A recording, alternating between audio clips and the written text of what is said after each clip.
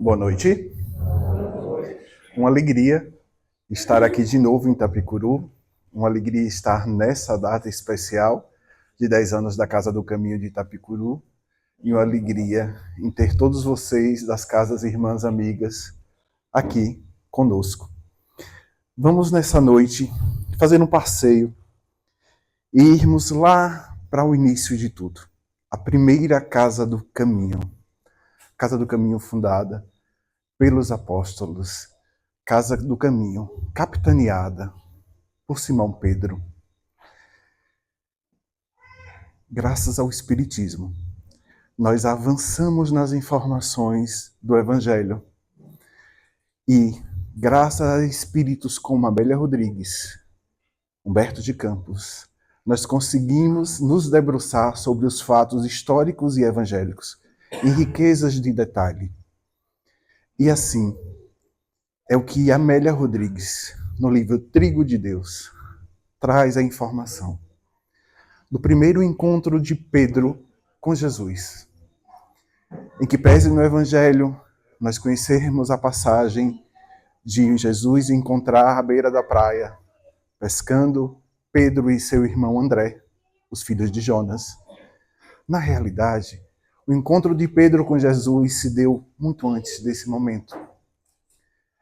Amélia Rodrigues nos conta que nessa época, a presença do Mestre, o seu magnetismo, já se fazia presente em toda a Galileia. Existia um burburinho e uma felicidade imensa de saber dessa boa nova, desse Messias que trazia informações importantes e tão diferentes, mas tão esperadas pelo povo daquela época, porque todos esperavam o Messias. É marcada uma preleção de Jesus, por Jesus, na madrugada de um sábado, ou seja, depois do Shabat. Os amigos de Pedro estão extremamente entusiasmados com o fato e contam a Pedro das ideias trazidas por Jesus. Pedro, a princípio, resistente, cético, achando que tudo aquilo era uma loucura. Que homem é esse? Mais um fantasioso, mais um que vem usurpar da boa vontade do povo da Galileia. Mas no íntimo, Pedro tem uma curiosidade e acaba se entusiasmando. E ele vai.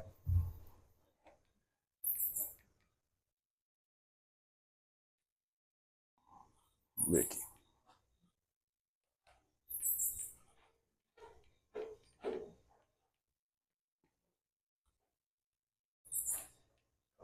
Agora vai.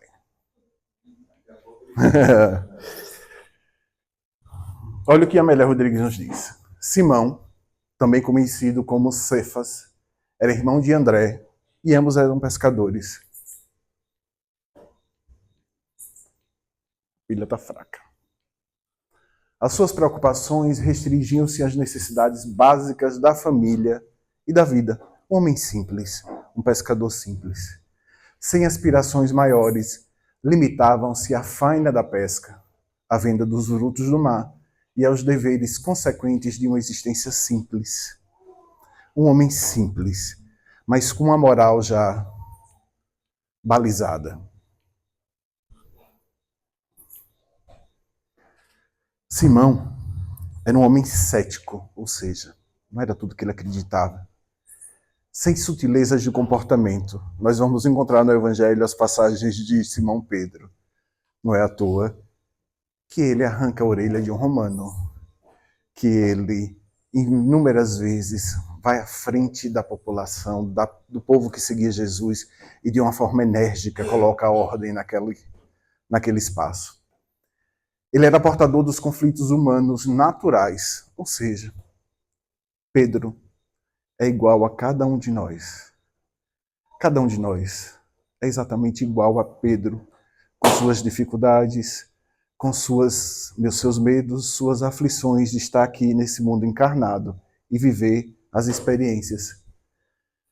Enrijecer a fibra moral na atividade a que se entregava, desinteressando-se praticamente de tudo mais. Esse era Pedro.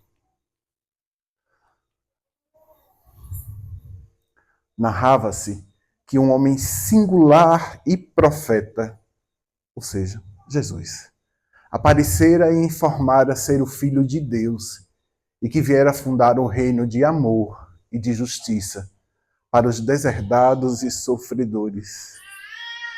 Imaginemos, meus irmãos, o povo daquela época ansiava pela vinda do Messias, mas eles ansiavam pela vida de um rei, que iriam salvá-los, iriam colocar o povo judeu num patamar.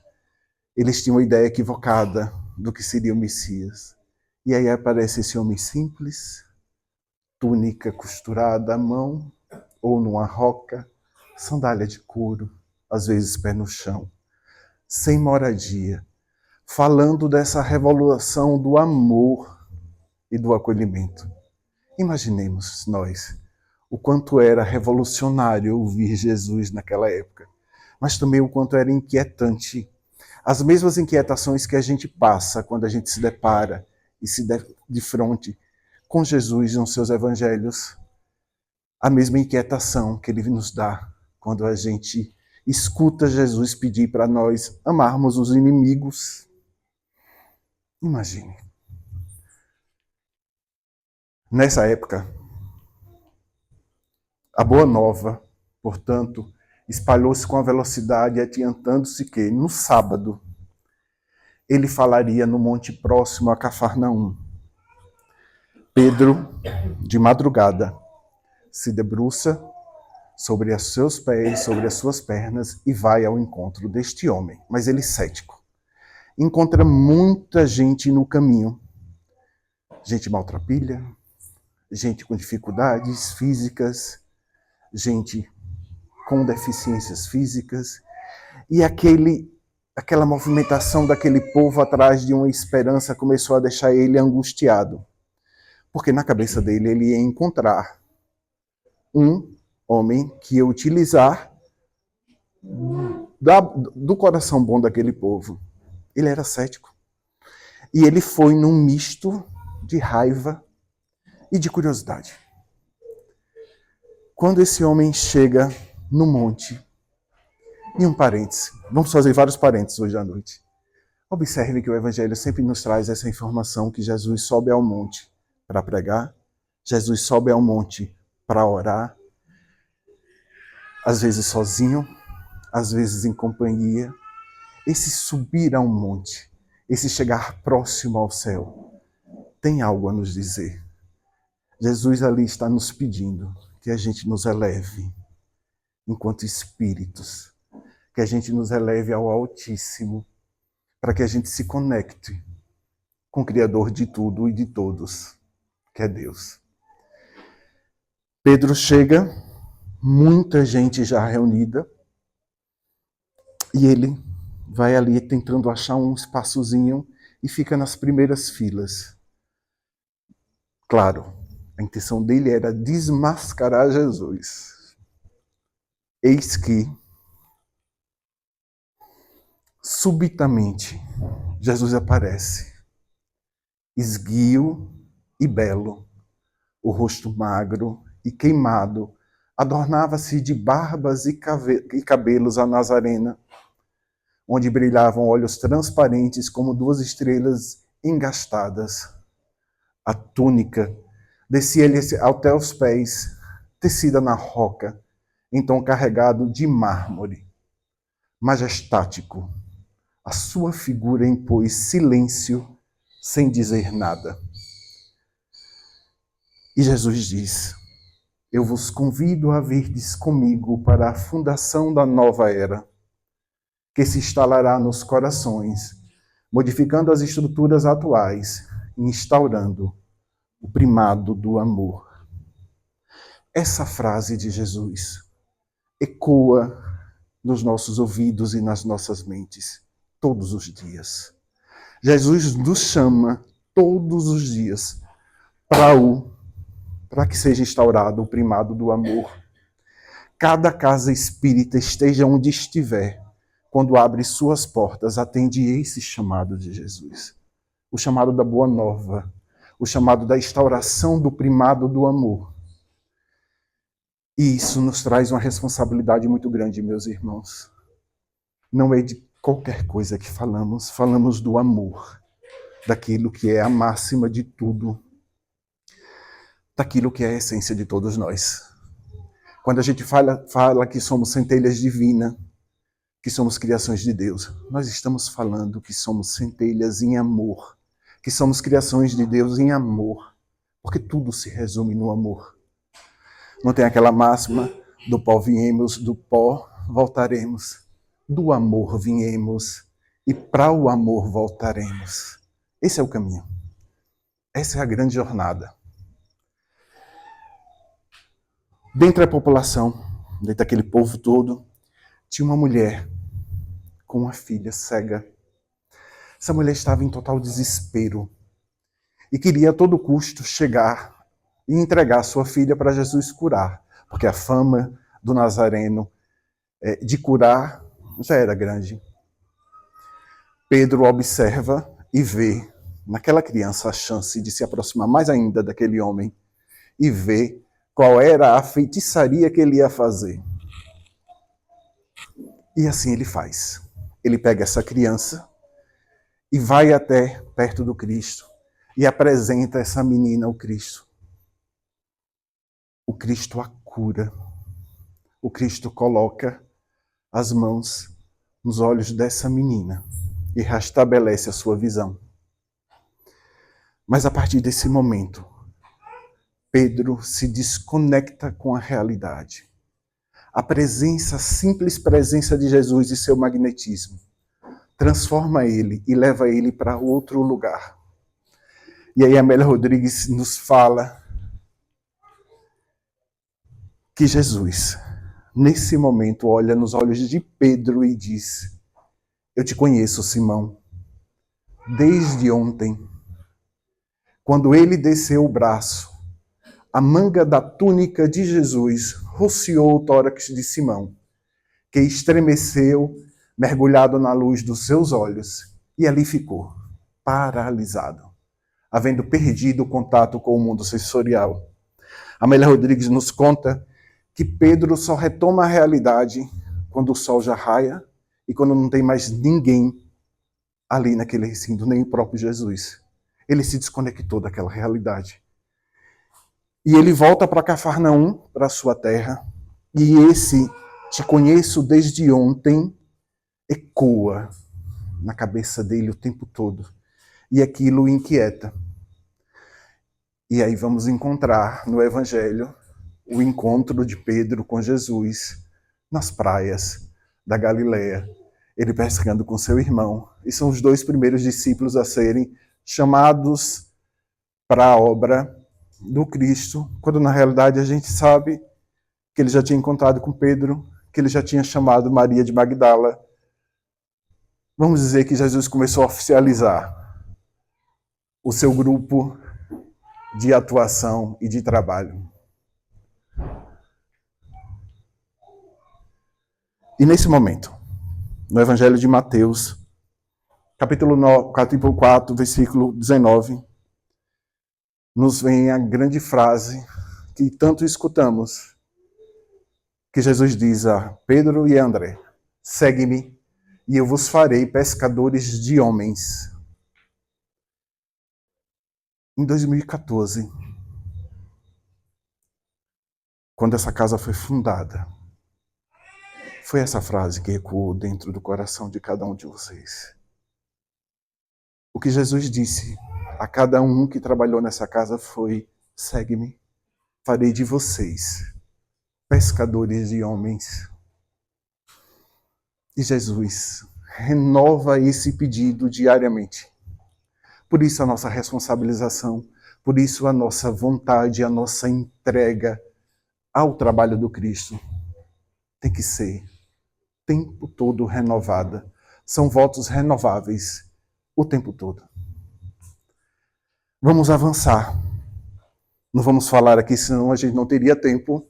Daria meia-noite, a gente estaria aqui conversando sobre a história de Pedro e de Jesus. Jesus desencarna, ressuscita, Fica 40 dias aqui na Terra se apresentando enquanto Espírito, mostrando que a vida é eterna e mostrando para nós a grande obra de amor que Deus, nosso Pai, nos dá, que é a encarnação e a reencarnação. A eterna chance de se melhorar, de fazer diferente, de mudar o caminho, de mudar a chave, de mudar a rota. Isso só faz quem ama como Deus nos ama. Pedro está com os apóstolos no barco. Nesse momento, nenhum peixe se pegava. Um pouco tristes, o Cristo tinha desencarnado, em que pese já ter aparecido, já ter acontecido o que a gente chama de Pentecostes. Um homem aparece na beira da praia, olha para o barco e diz: tem peixe? Eles olham, que estranho. Não reconhecem que é Jesus. Esse homem diz: joga a rede do lado direito. E aí é jogada. Acabam pescando peixe. E Pedro reconhece Jesus. Nesse momento, Pedro se joga no mar da Galileia e vem a nado, na felicidade e no júbilo de reencontrá-lo. E Jesus, nesse momento, janta com eles e faz a pergunta célebre por 3 vezes: Simão, filho de Jonas, tu me amas? E Pedro responde: sim, Senhor, tu sabes que te amo. Jesus diz: apacenta os meus cordeiros. Em algumas traduções, apacenta as minhas ovelhas. Essa pergunta que Jesus faz a Pedro há mais de 2000 anos atrás, ele faz toda vez que a gente duvida, toda vez que a gente fraqueja, toda vez que a gente pensa em desistir. Jesus chega para nós e pergunta: filho, tu me amas? E quando a nossa resposta é sim, a dúvida, o medo, a angústia, a fraqueza, a falta de coragem não tem lugar. Porque quem está com Jesus tem tudo. Porque quem está com Jesus, quem diz sim ao Jesus, diz sim ao amor, a essência de tudo. E a gente vai mais lá na frente conversar um pouco sobre essa questão de apacentar as ovelhas. Essa grande missão, principalmente das casas espíritas, de apacentar as ovelhas de Jesus. Cristo some, desintegra neste orbe, sobe a uma instância superior espiritual, e Pedro, junto com aqueles que são chamados os do caminho, criam em Jerusalém, na estrada que vai até Jope, uma casa. Essa casa é uma casa de acolhimento e ela é conhecida como a Casa do Caminho. Uma curiosidade, o povo dessa época, inclusive os discípulos dos apóstolos, os primeiros cristãos, eles não eram chamados de cristãos. Eles eram chamados de os do caminho. Por isso, Casa do Caminho, ou seja, Casa dos Cristãos. Porque é a Casa dos Caminhos.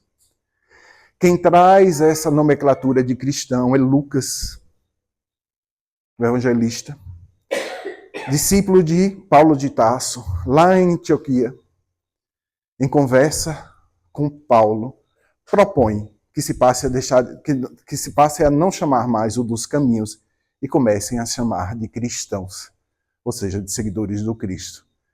Mas nós que somos cristãos hoje, fomos chamados lá atrás de os do caminho. Por isso, Casa do Caminho. Por isso, Casa do Cristão. Por isso, Casa do Amor. E essa casa, como toda casa espírita, como toda casa religiosa, porque isso não é só de nós, casas espíritas, passa por dificuldades. Porque a gente lida com a fraqueza humana. A gente lida com o medo, com a insegurança. Então, a gente passa por dificuldades. Mas a gente não pode esquecer em momento algum que nós temos um modelo, um guia, uma bandeira, um brasão, uma flama à nossa frente, que é Jesus. Nós só fraquejamos neste caminhar quando a gente se desconecta do Mestre. Porque esses primeiros irmãos, os do caminho, imagine eles lá atrás. Cristo tinha desencarnado. Os romanos já começaram a perseguir os do caminho. E eles criam uma casa de acolhimento e de amor. Em termos cronológicos, no ano de 34 ou 35 depois de Cristo, ou seja, Cristo desencarnou com 33 anos. Um ano e pouco depois do desencarne de Cristo, já é criada a Casa do Caminho. E essa casa era conhecida na época como Albergue do Amor, Recinto da Esperança. Casa do Caminho Itapicuru é um albergue de amor, é um recinto de esperança. E mesmo com as dificuldades que se apresentam, ela nunca vai deixar de ser um recinto de esperança, porque ela está conectada a Jesus. A desesperança está no coração de cada um de nós, mas não no coração de Jesus. O que a gente precisa é se conectar com Ele. Seja a casa aberta para 1, 2, 3 ou 4 desencarnados. A obra do Cristo está acontecendo. Nós não temos dimensão, noção, entendimento do tamanho dessa casa no mundo espiritual. Então, ver essa casa com 2 ou 3 pessoas numa doutrinária e achar que tem pouca gente é um ledo engano. Porque tem uma tríade de irmãos vivendo, sendo socorridos, se instruindo em qualquer casa espírita, em qualquer casa religiosa. E a Casa do Caminho era comandada por Tiago Menor, Pedro, Filipe e João Evangelista. Filipe e João, irmãos. Tiago, Pedro. E conta-nos a história que teve um determinado momento que Pedro teve que se ausentar da Casa do Caminho e ir para Jope. Porque o primeiro discípulo que foi martirizado foi Tiago Maior, o irmão de João Evangelista. E Pedro vai até os romanos pedir o corpo de Tiago Maior para enterrá-lo. E Pedro passa a ser perseguido. Ele entende que voltar para a Casa do Caminho seria chamar a atenção para aquele lugar. Ele se isola em Jope e deixa a casa aos cuidados de Filipe. Só que Filipe, dos apóstolos, era o mais judeu. Era o que acreditava e seguia a questão, inclusive, da circuncisão. E Paulo de Tarso, lá na Antioquia, é chamado para visitar a Casa do Caminho. E quando chega, é estabelecida uma briga entre eles. Porque Paulo entendia que a Casa do Caminho teria que ser evangelizadora. Paulo não admitia que a casa fosse só acolhedora. Filipe achava que a casa teria que seguir algumas regras do judaísmo. Aí vocês podem me perguntar, mas por que você está trazendo essas informações? São as dissidências que acontecem até hoje nas nossas casas. De cada um pensar diferente. Mas tem uma passagem, onde inclusive Emmanuel nos fala que naquele momento o cristianismo poderia ter sido abortado, onde existe, em público, um entrave entre Paulo de Tarso e Pedro. Paulo, lutando e defendendo pela questão da evangelização, Pedro entendendo que a Casa do Caminho teria que ser também uma casa acolhedora. E naquele momento, Paulo de Tarso expõe Pedro em público. E Pedro humildemente se cala. Olha para Paulo e diz: evangeliza, doutrina. Isso também fala muito sobre nós. Para que a obra do Cristo aconteça, nós precisamos engolir nossos orgulhos, nossas vaidades e deixar a humildade tomar conta do leme deste barco. E isso acontece nas casas. E quando a gente quer que a nossa ideia impere, a nossa ideia seja correta, isso é orgulho e é vaidade.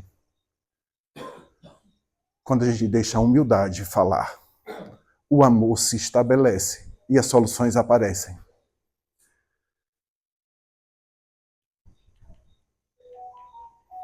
De portas abertas.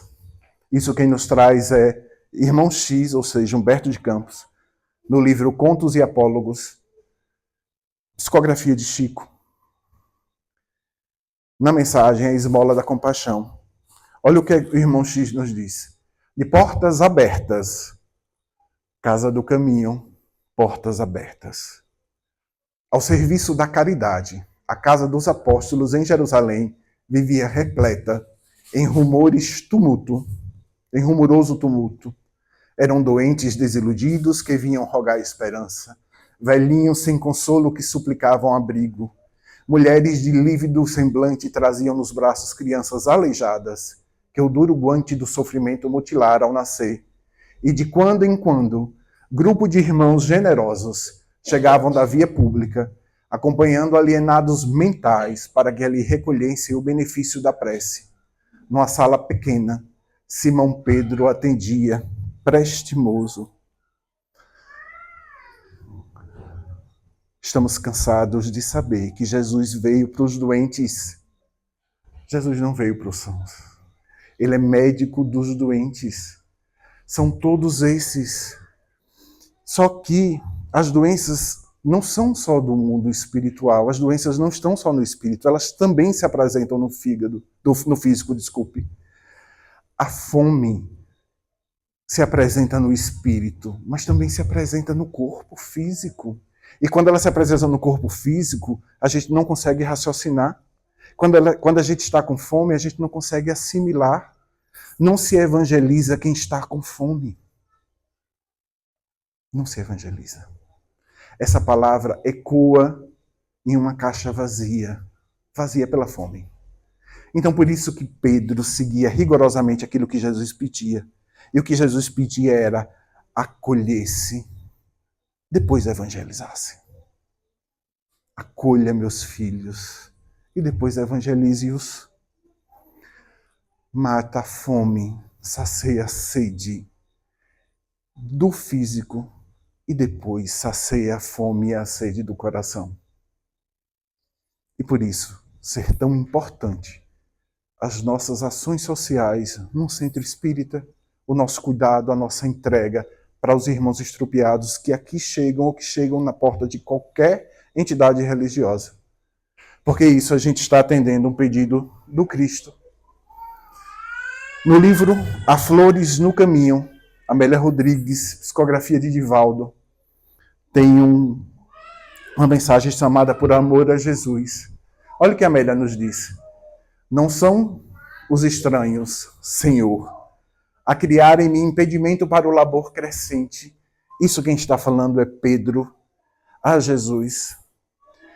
Pedro chamava e clamava pela presença de Jesus o tempo todo, e Jesus se apresentava a ele inúmeras vezes para orientar o seu trabalho.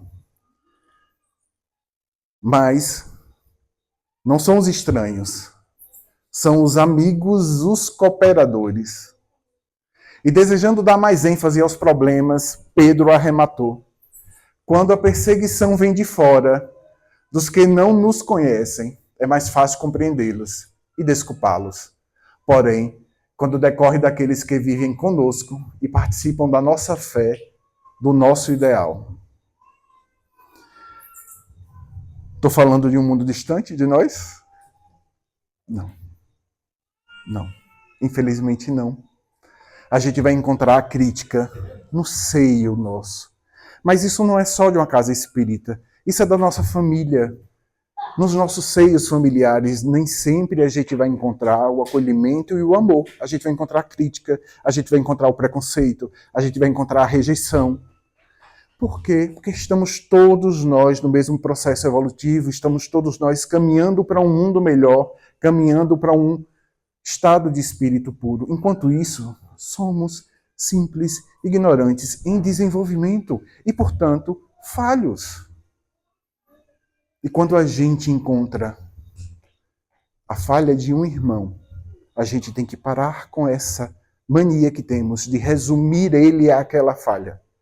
Isso é um entrave imenso para o perdão. Se eu olho para um homem que cometeu um assassinato e o chamo, o classifico e o resumo a um assassino, eu resumo a esse homem a um estado equivocado de maldade, sem dá-lo todas as nuances de um ser humano.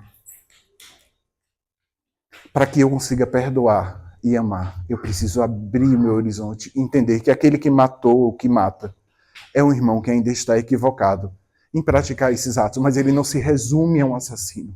Se ele se resumisse a um assassino, nós não encontraríamos as mães em porta de penitenciária, com seus bolinhos na mão, porque enxergam naquele homem que matou seu filho querido, seu filho amado, a criança que corria no quintal.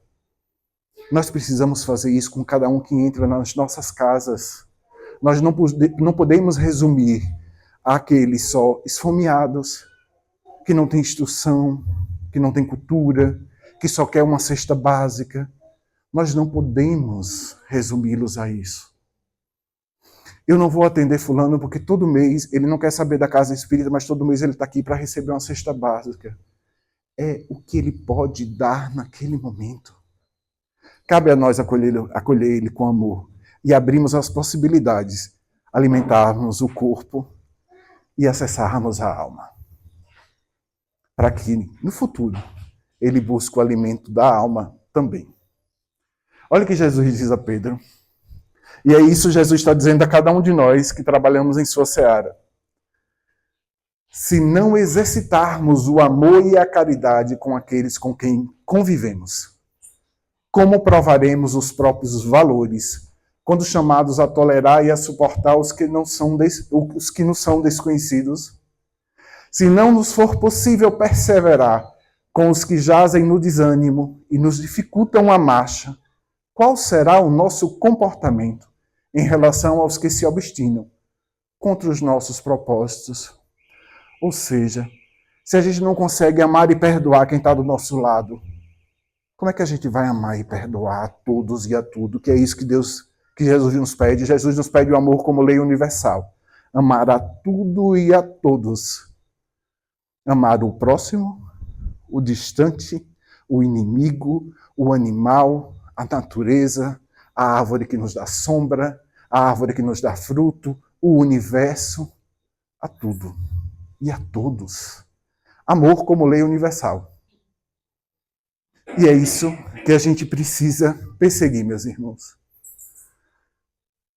Outro livro, Luz Acima, livro também do irmão X, ou de Humberto de Campos, psicografia de Chico, mensagem nas hesitações de Pedro, porque Pedro hesitava, como nós também hesitamos. Mas Pedro não desistiu do caminho. Pedro não desistiu da casa do caminho. Pedro não desistiu do Cristo e da sua missão. Nós não podemos desistir também. De forma nenhuma. Mesmo que seja difícil. Pedro, para ferir e amaldiçoar, isso quem diz é Jesus, sentenciar e punir, a cidade e o campo estão cheios de maus servidores. Nosso ministério ultrapassa a própria justiça. O Evangelho, para ser realizado, reclama o concurso de quem ampara e educa, edifica e salva, consola e renuncia, ama e perdoa. Não te esqueça de que somos portadores da boa nova da salvação. Olha que lindo. Cada um de nós aqui somos portadores da boa nova da salvação. E eu vou contar um segredo. Nós precisamos primeiro nos salvar. Quando nós estamos perdidos, mergulhados nas nossas dores, nos nossos rancores, nos nossos medos. A gente precisa se salvar, e daí salvar o outro, e daí salvar o próximo, o mais distante, e seguir nesse projeto de amor lindo que Jesus nos traz. Existe uma passagem no livro de Humberto de Campos que nos conta que Pedro, numa época específica da Casa do Caminho, ela sofreu inúmeros ataques, externos e internos. Alegações de que alimentos estavam sendo desviados, alegações de que as pessoas não estavam sendo bem tratadas, alegações de que ali era uma casa só que acolhia pobres, prostitutas, mas que não evangelizava, enfim, inúmeros tipos de ataques. Pedro, nesse dia, como diz aqui na Bahia, deu muxoxo. Se virou no saci e disse, não atendo mais ninguém. Fecha as portas da Casa do Caminho, que aqui ninguém entra mais hoje. Alguém bate a porta. Pedro grosseiramente diz, tu és cegos? Tu és cego, não vê que a porta está fechada? O serviço já acabou, volte outro dia. A batida insiste. Pedro mais uma vez retruca com mais raiva ainda. Tu está cego? Volte outro dia, não abrirei. A porta se abre, por si só. É um mendigo, maltrapilho, túnica suja, adentra, e Pedro resmungando, de cabeça baixa, sem prestar atenção ao que está ao redor. Esse homem se aproxima, e Pedro olha para as mãos. As mãos estão ensanguentadas, mas com ataduras. Pedro olha para os pés e identifica a ferida dos cravos. Ele levanta a vista e vê que aquele mendigo era Jesus. Pedro cai num choro profundo e o Cristo olha para ele e diz, Pedro, você não entendeu, apacenta minhas ovelhas, ou seja, não rejeita nenhum que chega à sua porta. Acolhe a todos, ama a todos. Se a gente não tiver nada de material para dar, nós temos o nosso olhar, nós temos o nosso amor. Nós podemos salvar uma vida, meus irmãos, com um sorriso. Um sorriso pode fazer alguém que está convicto em tirar a sua vida, desistir de tirá-la, pelo simples fato de se fazer e se entender existente. Alguém olhou para mim e sorriu. E às vezes a gente fica debruçado, mas eu não tenho cesta básica, mas eu não tenho dinheiro para fazer isso, mas eu quero fazer isso. A gente fica sempre pensando no grande. E às vezes a gente tem que tomar cuidado, porque isso muitas das vezes é a nossa vaidade percorrendo. Cristo não deixou de fazer o seu evangelho, de instalar a boa nova e de acolher a todos. Não tendo casa, tendo quase que sem roupa, não tinha lar, não tinha repouso. E deu amor a todos. O magnetismo de Cristo se sentia a quilômetros. Ou seja, a gente fala de magnetismo, a gente está falando de amor. Um sorriso. Quantas de nós já nos desmanchamos num abraço? Era só o que a gente precisava naquele momento. Um abraço dizendo, estou aqui, te acolho, te amo. Só isso. Que sigamos sempre nesse propósito. Também no livro Luz Acima, Jesus diz a Pedro, Pedro, lembra-te de que não fomos chamados para socorrer as almas puras, Venho rogar-te a caridade do silêncio quando não possas auxiliar. Suplico-te para os filhos de minha esperança a esmola da compaixão. Nesse dia específico, Humberto de Campos nos conta que Pedro estava criticando e julgando a todos. As mulheres da vida, as mulheres equivocadas, um homem que tinha perdido as mãos, mas que batia na mãe. Ele estava naquele dia no Saci e criticava todo mundo. Cristo aparece e pede a ele: quando a gente não tiver algo bom para dizer, nós temos a caridade do silêncio. Se nossa boca não tem algo bom para acrescentar e dizer, demos a caridade do silêncio. Ou demos a esmola da compaixão. Olha o que Cristo nos pede. E aí, irmãos? Caminhando para o final. Apacenta as minhas ovelhas. Vamos parar para pensar. O que é apacentar? O que é apacentar? Porque a gente repete, apacenta minhas ovelhas, apacenta minhas ovelhas. O que é apacentar? O que é? Apacentar, primeiro, é cuidar.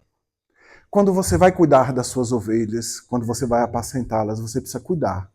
Cuidar delas para alimentá-la, cuidar dela contra os perigos do lobo, dos lobos e dos animais. Você precisa cuidar. E sim. Poderia ser primeiro, pode ser até segundo, né? Para mim seria assim, a colheita, porque a gente tem que aceitar do jeito que... Mas é sinônimo. Porque o que acontece? Qual é a segunda palavra de apacentar? Proteger. Primeiro a gente acolhe, depois a gente evangeliza. Primeiro a gente cuida, depois a gente protege. Mas o cuidado imediato precisa ser atendido. Primeiro a gente acolhe. Porque primeiro a gente ama. Você só protege quando você ama. Já observou isso? Por que que as mães têm suas filhas, até pelo menos os 7 anos, com um véu do esquecimento muito forte das crianças, e elas com sua ingenuidade? Porque as crianças precisam ser protegidas. Aquelas ovelhas precisam ser apacentadas. E aí, já imaginou se você como mãe olhasse para seu filho e visse nele um espírito que te assassinou há 3 encarnações antes? Será que esse amor se ativaria da forma que ativa? Quando você olha para aquele bebê de meses, frágil, precisando do seu leite, do seu carinho, do seu cuidado. Então, primeiro a gente cuida. E a gente, para cuidar, a gente precisa amar. A gente não vai conseguir cuidar, cada um que aqui adentre esta casa, ou adentre a cada casa espírita, com seus representantes aqui, se a gente não primeiro amá-los. Mas é esse amor que Jesus nos pede, é o amor ágape. Já diziam os gregos.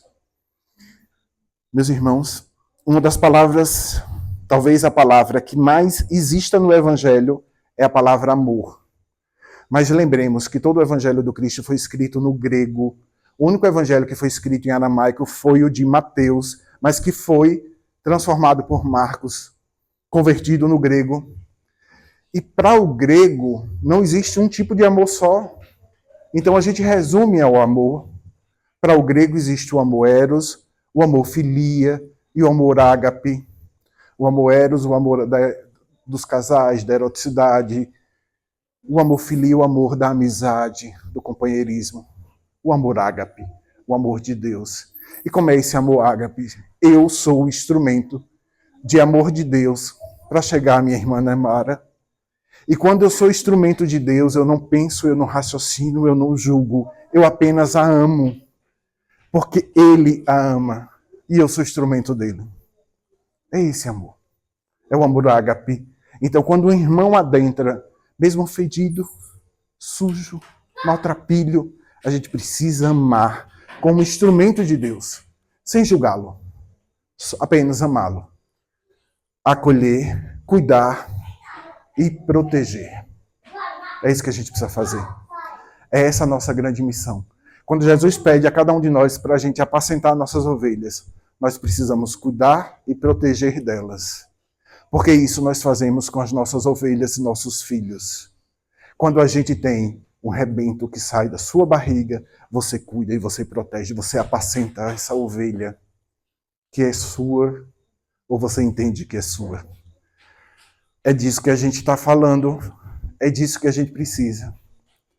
Então, meus irmãos, acolhemos. Primeiro acolhemos, depois evangelizamos. Mas eu posso resumir essa frase dizendo: primeiro, amemos.